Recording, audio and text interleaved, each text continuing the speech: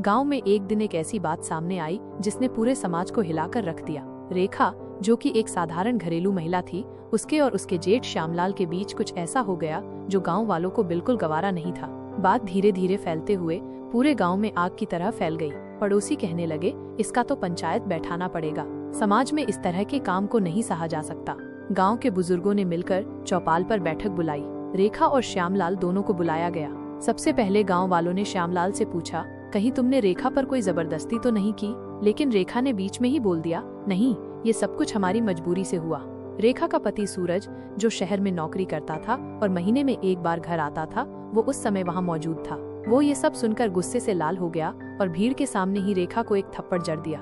रेखा ने भी रोते हुए कहा, जब मैं तुमसे कुछ कहती थी तो तुम कहते थे कि मैं थका हूँ, मुझे परेशान मत करो। जब मुझे तुम्हारी सबसे ज्यादा जरूरत थी तुम मुझे अकेला छोड़ देते थे।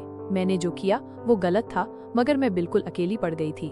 गांव के बड़े बुजुर्ग बोले, रेखा, पति पत्नी के बीच ऐसी बातें होती हैं, मगर इसका मतलब ये नहीं कि तुम इस तरह का कदम उठाओ। तुम्हारे पति सूरज रोज मेहनत करता है, घर चलाता है और तुमने उसकी भावनाओं को ठेस पहुंचाई। यह काम समाज में अस्वीकार्य है। पंचायत ने चेतावनी दी कि ये गलती दोबारा ना हो। वहीं पर सभा समाप्त हो गई। कुछ दिन बाद सूरज को एहसास हुआ कि वो भी कहीं न कहीं रेखा से दूर हो गया था। उसने अपनी नौकरी से कुछ दिन की छुट्टी ली और गांव आया। इस बार वो रेखा की भावनाओं को समझने की कोशिश करने लगा।